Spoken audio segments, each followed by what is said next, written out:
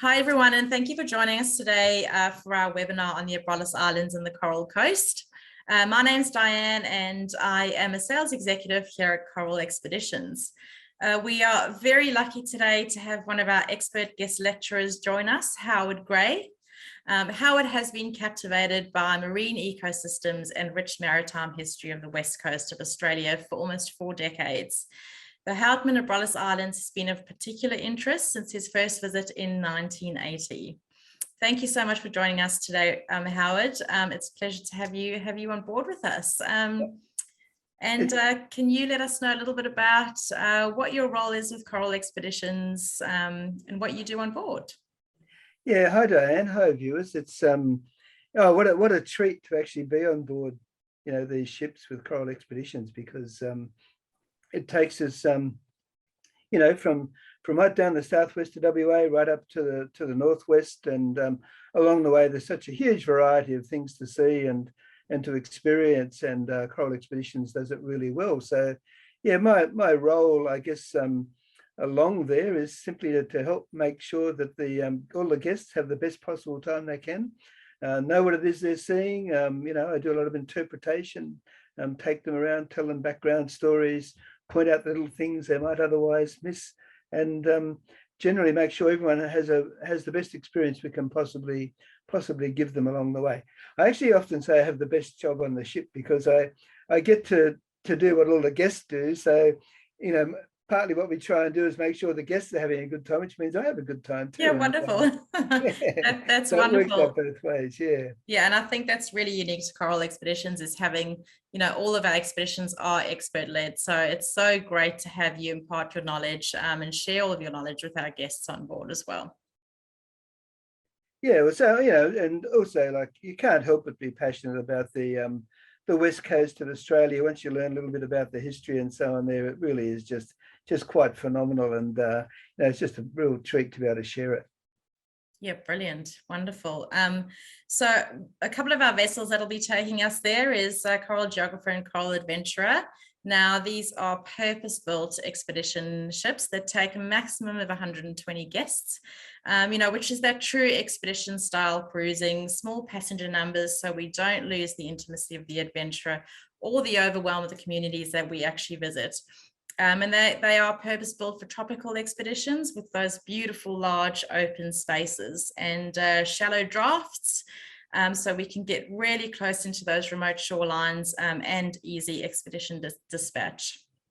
The expedition in Western Australia explores those really wild and largely untouched coastlines with a contrasting coastal palette of rich red sands and turquoise seas, with fascinating maritime and Indigenous history.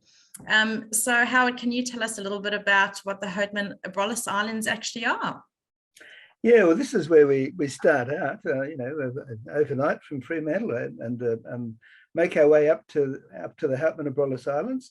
It's an archipelago of over 100, maybe 180 islands if you count the little tiny ones, and they're spread out in 3 groups. And so we take 2 or 3 days and actually work our way through the groups of the islands. They're essentially big coral reef platforms, the southernmost coral reefs in the Indian Ocean, and even pretty much in the world. Really, coral is the basis of everything we see there, and the islands grew up as coral islands, and so way out at 60 kilometers offshore, so the little way out, a perfect nesting site for seabirds.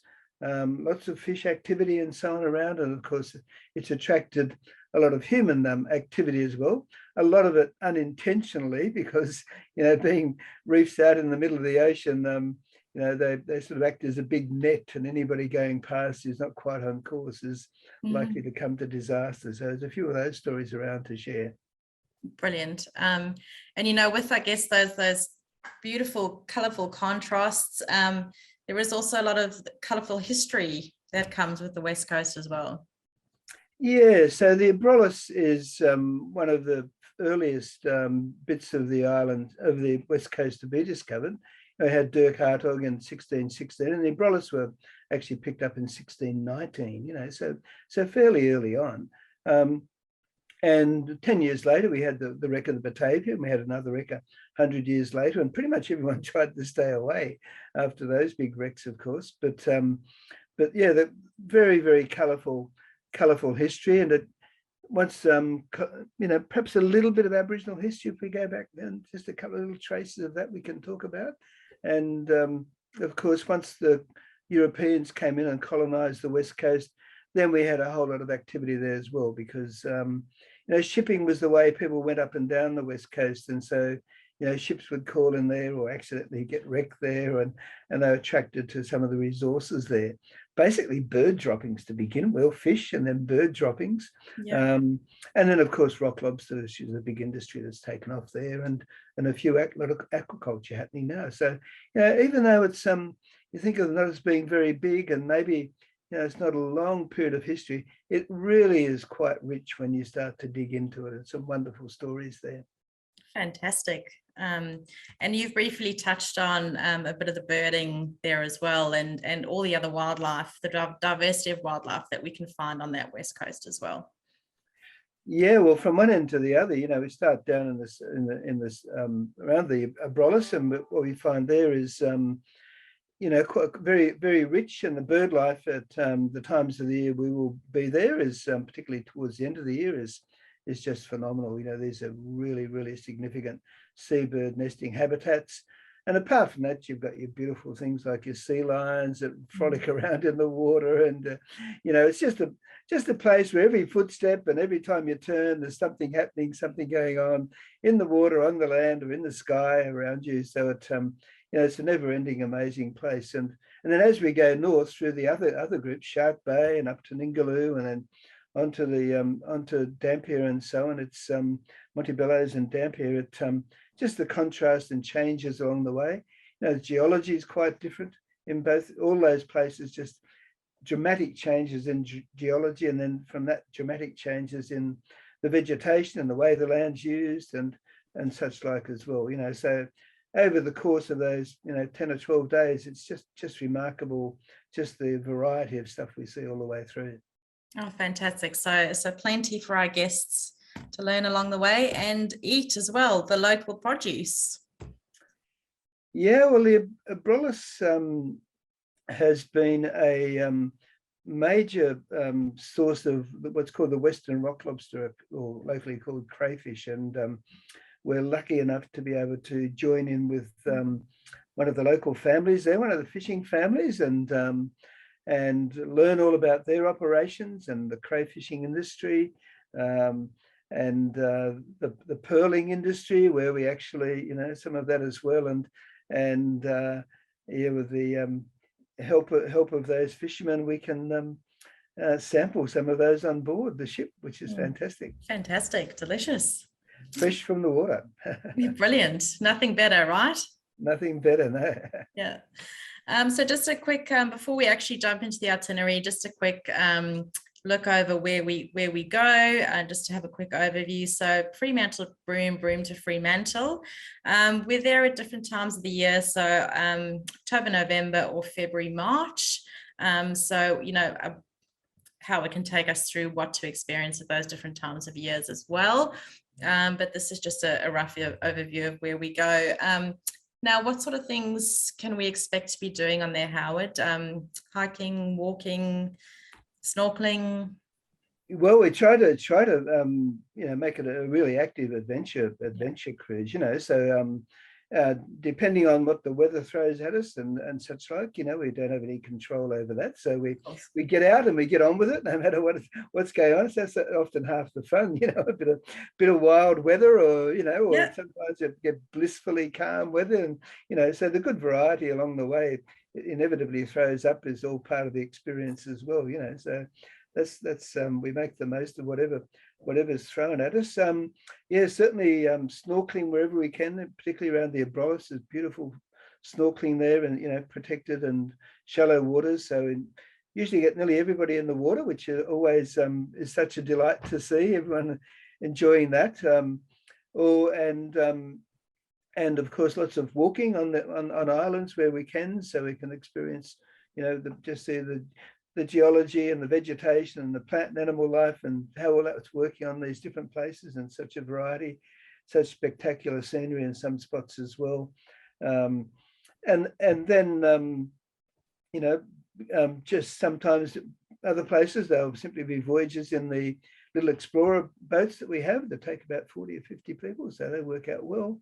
And then at other times we'll back that up with, you know, some preliminary talks that talk about, you know, the biggest setting and some of the biggest stories that revolve around the places that we're going to go. So yeah, just a terrific variety of things to do along the way. So some people, you know, you might get a bit of time to sit down and read a book if you like, but we do keep you pretty active. And you know, between the beautiful meals and the other activities on board, we're usually out in the explorers exploring, and that's the whole idea of the trip. That's it, right? So it's all about the adventure. We try to make it that way, yes. Yeah. And you know, we don't. It's one of those things you don't have to create, you know, make anything up, because it's all there and it's all natural. And you know, it's just a wonderful eye opener to see some of the places that we go to. Yep. And this is one of our first wonderful stops. Is the Palisade group. Yeah, the Palisade, the most southernmost group at the Abrolhos. And this is one of the real treats of the trip, actually, a visit to what's called Post Office Island. We're a fishing family, have been there since the 1950s. You know, the crayfishing, they're pearl farmers. The owner, Jane Liddon, of one of the operations there, she grows the pearls and then designs all the jewelry around them and makes all that. So we get to take all that in. The islands themselves are really interesting, and you know, just with the little history bits around there, that is a real treat to go on board that one. So you know, that's what I always look forward to, and they're just wonderful, humble people, and you know, real down to the earth sort of experience. Nothing put on about it. We just go along and join in their day-to-day activity, and it's just a terrific experience. And the pearls that we get at the Abrolhos are really quite different, and it's really a complicated spot to grow them. So just learning all about that, and then the beautiful jewelry that she produces is just astonishing, you know. So it's a remarkable trip, that one. I love that one. Fantastic. And we usually have a snorkel there as well, around that island or nearby to that island, and that's you know, just here you get to experience those beautiful clear waters. We're way offshore. There's no rivers or anything to make the water murky. Usually we can get a pretty good dive in there, or a dive or a snorkel. Some people might be into the diving, and you know, make the most of that opportunity there around the beautiful coral reefs at the Abrolhos. Fantastic. And what sort of water temperatures could we expect here, and weather? Well, it's the thing with the Abrolhos Islands is they actually pick up the warm current coming down from the north, the current called the Lewin current. So the temperature out there is usually, you know, 20, 23, 24 degrees, maybe a little bit cooler in the middle of winter, but those times of the year, it's usually around, you know, it's quite warm and you know, I'm not going to say it's hot, but you know, it's quite pleasant swimming conditions, and yeah, certainly not too cold, not so cold you're not going to want to get in the water. So that's one of the good things about the Abrolhos. That warm Lewin current coming down just takes the edge off the water, and hence that's why the corals grow there so well as well.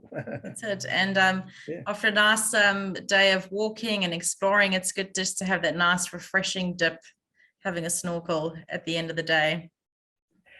Yeah, well, it's, you know, it's the highlight of most days is getting in the water and having a snorkel. Like one of the things, one of the guests, one of the last trips I was on, sort of came out of the water and said, that's my happy place. And I thought, I've got to agree with you, you know, snorkeling around over these reefs has certainly got to be your happy place. You know, it's just such a, you know, another universe down there. And I think that's a perfect way to think of it, you know, get into your happy place and get in the water. And that's right. It is really another universe, isn't it? Just seeing those beautiful corals and all the marine life. And there is, you know, the annual coral spawning event. You know, that's quite a phenomenon to experience if you're lucky enough to be on board while that's happening.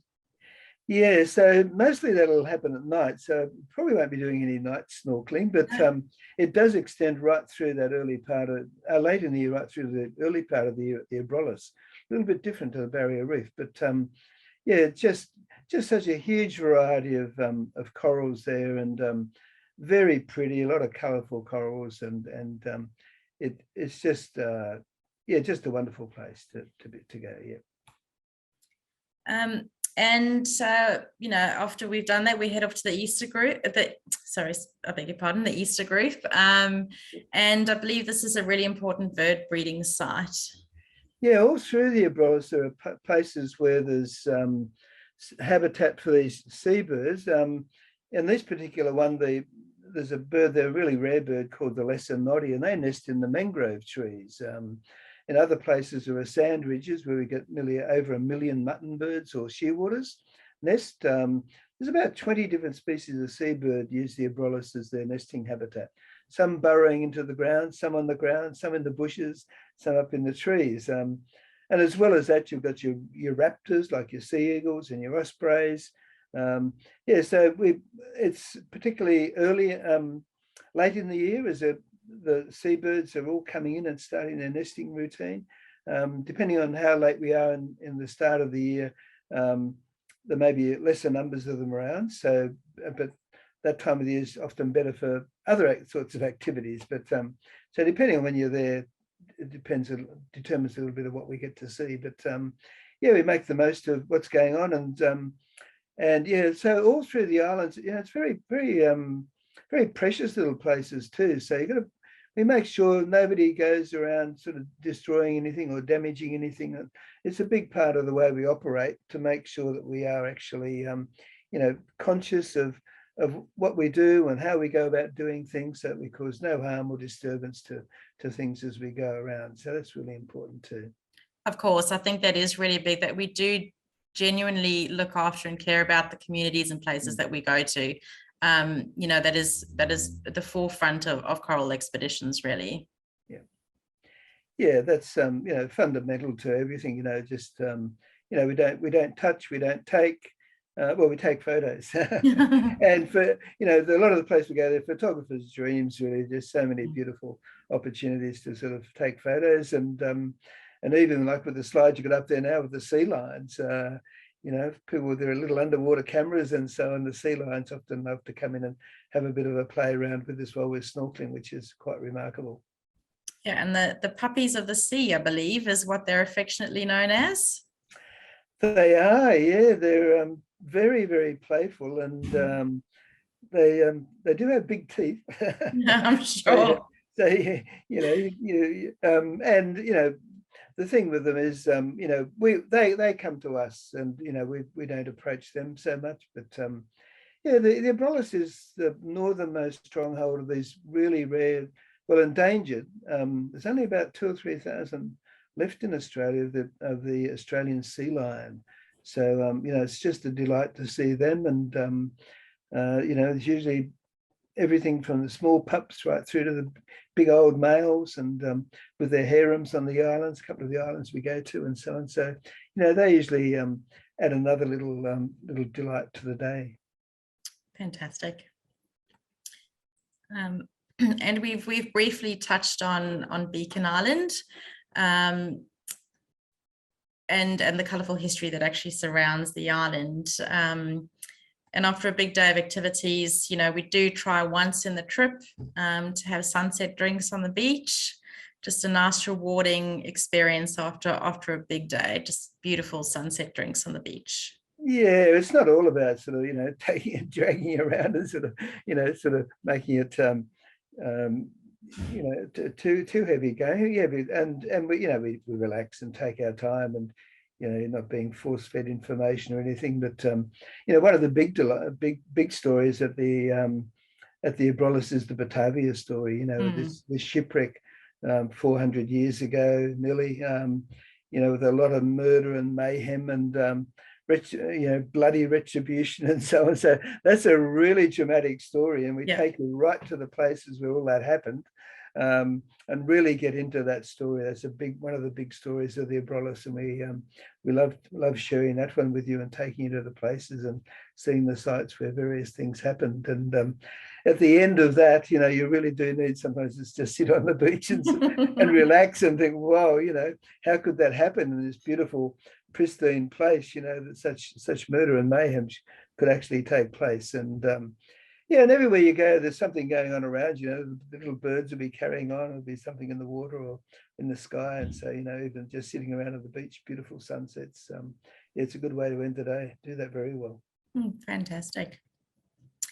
And of course, there are those beautiful turquoise blues and those beautiful reds again of Shark Bay, which first received UNESCO World Heritage status in 1991, and is also a region of colourful landscape, rare flora and fauna, and home to, I think it's 35% of all Australian bird species. It's really a photographer's dream, isn't it? Shark Bay, it ticked, I think there's 4 different categories for World Heritage status, and Shark Bay ticked the whole lot of them, so it was just a bit of a no-brainer to actually put it in there. And we get up and just the contrasting scenery in the places that we go to, these magnificent red landscapes against the turquoise blue sea, and the bird life and such like. A really stark landscape as well at the same time, so it's real desert on the land in lots of ways, but it's such a spectacular place to visit, and of course such a rich history there as well, dating back to 1616. So a lot of wonderful history there, and it's great that we can get into that little place as well, or that big place. That big place, that vastness, the remoteness, that's really what we're about, isn't it? And of course kayaking, that's also where we get some kayaking going. So we mix it up as we go along. It's as you go. Each place offers other opportunities, so we just mix it up and make sure we spend as much time in and on the water as we can, I guess, is what we think about as much as anything. Getting off the ship and enjoying that. And our explorer tenders, I think this is what's so unique to Coral Expeditions, are these beautiful excursion tenders that can really get us close into the action, and we can really get you to those remote places. And the good thing about them, people aren't aware, is that they sit on the back of the boat. They lift it up and you step on board, and then they lower them down into the water and off you go. So there's no bouncing around, difficulty getting in and out of them. It's really well managed, and they actually you can see how that works on the back of the ship there, and it's just a terrific terrifically well adapted to purpose, and so they get us to all sorts of places quite quickly. They're terrific. And that's, I think, with so much snorkeling and diving on this trip as well, and see that's really easy for guests to get in and out, getting on board back onto the ship. They're hydraulically lifted, so really easy access, no fumbling around to get onto shore or in the water. They make a big difference to just getting about. Sometimes people got dicky knees or whatever, and this just makes it so easy to make sure people don't miss out on anything. Fantastic. And of course we do spend some days at sea, and there's plenty for our guests to do when we're cruising at sea. We've got some engine room tours, which are always fascinating. I love a good engine room tour. We have an open bridge policy, so guests are more than welcome to hop into the bridge and have a chat to the captain. Guest lecturers such as yourself, Howard, you have presentation and talks, so plenty for people to do on board. There's and as I said, if people want to, they can sit around and relax and play cards or whatever as well. There are a couple of sea days in there, but and that gives the opportunity. And these are just beautiful ships. The new ships are just state of the art, and as you say, those engine room tours and the bridge are just remarkable, compared to the way it used to be in the olden days, sailing ships and whatever, and just to see where modern technology takes us, and just beautiful vessels, and the service and the quality of everything's just absolutely top class. And of course the food. So breakfast, lunch and dinner is fully catered for. And of course we have either wine, beers and spirits served with lunch and dinner. So you definitely won't go hungry on these trips, would you? No, and the good thing is that they do appreciate that sort of you are eating 3 meals a day, and they don't try and stuff you with food. It's not as if you're being force fed with anything, but it's just beautiful food, beautifully prepared, and different every day. So things don't double up, and so right from breakfast all the way through, you're just really, really well looked after, and exquisite. Some of the items they bring out, it's just just that added thing to all the other treats we have along the way. It's just the food is just superb, and the wine list is magnificent. Of course, what's a good meal without some good wine? Yep. Right, so the next stop after that is Exmouth, and again just the reds and the turquoise coming through here, that remoteness and that vastness. It's another beautiful place to stop at. Yeah, well, up here, this is where the Ningaloo, like at the Abrolhos, the reef was offshore, but here's the reef is pretty much really close in, so we can make our way around this peninsula and have another snorkel on the coral reefs there. This is we get up to the lighthouse and check that out. The good stories around there as well. And then back in Exmouth itself, this is about the only place we actually do anything in a town if the opportunity arises. And they've got a wonderful discovery centre there, which is really, really well worthwhile seeing. So we have a bit of a land day that day, and a bit of a trip around down to Yardie Creek, spectacular place down there. And so we're in the water and looking at the wildlife, and also seeing a little bit of the museum interpretation of the place as well. So that's a terrific day, that one. And have you got any stories to share about the lighthouse? Well, it's probably that whole point was on the northwest tip of Australia.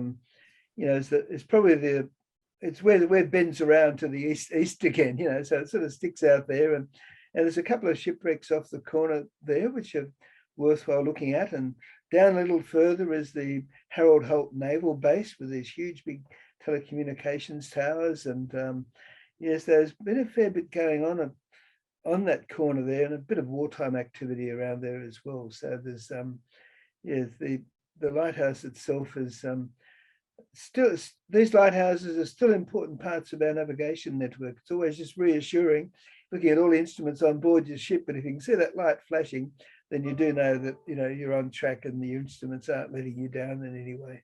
Good. That's comforting to know. And of course, as you've touched on there, the Ningaloo Reef, a beautiful coral there, some diving, snorkeling, and what sort of wildlife could we expect to see here? Well, this is where you really start to get into the tropical fish. So more so than even at the Abrolhos, and of course your turtles there as well, the green turtles, often around on the reef. So, terrific snorkeling, a few meters, 3 to 4, maybe 5 meters of water, and such a variety of things to see there. A lot of tropical fish and green turtles and such like as well. So it's a beautiful snorkel. And it's also we usually go in a place where there's a bit of a drift, so you just jump in one end and drift along. And if you want to do it again, you walk up the beach and jump in again. So it's nice little snorkel through there. Quite a delight, that one too. Brilliant. And a bit of kayaking hopefully as well at Turquoise Bay. Yeah, we try and once again sort of make sure everyone's sort of got something to do that they want to do. Yeah, and I think just to reiterate there, we do try do different levels of activities for different guests, and nobody's ever forced to do anything that they don't want to do. Exactly. So. Yeah. But they often find themselves doing things they didn't think they could, particularly with the snorkeling. People say, "Jabba, never snorkeled before." Well, now's your chance, and away they go. Yeah. Good. Always good to try something new. Of course, that's it's all about the expeditionary and cruising and adventure. So, and our next stop is Miriam Islands. Again, just those beautiful, beautiful waters and corals and snorkeling. Yeah, so these aren't very far off Exmouth, so it's short little cruise out to there, and once again, a really important turtle nesting habitat, and depending on the time of year, we can see what's going on with that, and also some good snorkeling spots there too to get the right weather. So that's another really a place people probably have never even heard of, and yet it's not that far offshore, and it's a delight to get to that one. And yes, so these are some of the turtle tracks that have been spotted on the beaches. Yeah, like hundreds and hundreds of turtles nests. This northwest strip through here from Exmouth all the way up, just hundreds, thousands and thousands of turtles nests through there, 3 or 4 different species. So the green turtle is being one of the most abundant of them, and you rarely sort of find a time when there's not one of them sort of coming up and having a look around. And of course, if we're there when the breeding season's really in full swing, there can be lots and lots of turtles around here. First, for some people, I'm sure that would be such a wonderful experience to see all those turtles. Yeah, they're pretty cruisy, generally not too bothered by people. Have a bit of a look at the eye, and they carry on with whatever they're doing. They can swim pretty fast, so you think, somebody just sit on the bottom and sort of look at you. But it's just wonderful to just see all of this wildlife and fish and whatever we see, just in the wild, just doing its thing, and you can just sit and watch them for hours if you've got the chance. And this is one chance to do some of that, yeah. And of course, then we're on to Montebello Island. Yeah, well, the Montebellos, gosh, that's a place with a bit of history behind it. Australia's earliest shipwreck was off the corner there, the Trial, in 1622, 400 years ago this year. A lot of fishing activity and some pearling there as well. But I guess one of the things it's most notorious for is that in the 1950s, it was the site of some atomic weapon testing. And so we can actually go to those sites briefly, check them out. And so that's one of the highlights of that. And once again, just a starkly beautiful place. Some amazing wildlife there, little mallows, little wallabies. Might be lucky enough to see them. So they're there. And it's just another spectacular place to visit way offshore. And I think one of the striking things is that with this itinerary is just how remote everything is, and there's very few people, and it's vast, and just true expeditionary cruising. Yeah, well, often you think there's quite a few boats working up and around there fishing, and tourist boats and whatever, but most of the time we hardly see anybody else at all. You really do feel like you're out there by yourself, and that's it's a big landscape of a big bit of coast, and it's just this is one way to really get to experience it in a very comfortable way and see the best of it. It's terrific. And of course, all good things must come to an end. So our final day is the Dampier Archipelago. What do you think is special about this place? Well, everything starts with geology, I always say. But you just look at this, and compared to it, we started out at the Abrolhos with those coral islands and so on, and here we are up in the Dampier Archipelago, where there's these ranges of just busted up basalt. It really is. You look at it and you think, how has that ever been formed? They're just remarkable. They're colourful. They're beautiful. The spinifex and so on, and and take the opportunity to sort of check them out. A couple of spots you might even see some of the really rare Rothschild's wallabies, and there is obviously a rich Aboriginal history there as well. So these are once again really starkly desert type landscapes out in the ocean, about 40 or 50 islands, and quite remarkable. And some of the human activity that things people have tried up there is quite remarkable. And of course today nearby, and we see a little bit of this, is a lot of the oil and gas industry, and of course the export of iron ore and such like as well. So you see a little bit of that, salt works and such like as well. So yeah, a fair bit going on there, and a really quite a different landscape to what we started out with, for sure. Well, I think that's the great thing is, like you'd said previously, there's such a huge contrast from the south to the north. We just we're experiencing so many different things along the way. It's a really truly special place to be. Yeah, undoubtedly. It's a real treat to be a part of it, actually. So I encourage everyone if they can, to sort of join in, and along the way, it's just one of the really good trips, and one of the ones that really has only just opened up for coral expeditions in the last couple of years. And so, when I saw coral expeditions were coming this way, I thought, well, I'd love to be involved, because I like the way they go about doing things, and there's some great stories I'd like to share. So it's I think it's a new sort of experience that they've opened up, and a terrific one to just see that whole west coast in a few days, 10 or 12 days. Well, we're certainly very, very lucky to have your expertise on board, and our guests, I know, will be really lucky to have you on board as well, and have a chat to you and learn more about the diversity of this area as well. Yeah, I look forward to it. And the guests are always remarkably interesting too. I find being on board, just hearing all the stories that all the different guests have got is part of the treat for me as well. Well, fantastic. And just at the end of this year, we're heading overseas again, which is really exciting for us. We head to starting our international sailings at the end of 2022, where we depart from Broome on our Indian Ocean series, followed by Cairns with our trip, expeditionary voyage with Wallace and Fortuna to Auckland.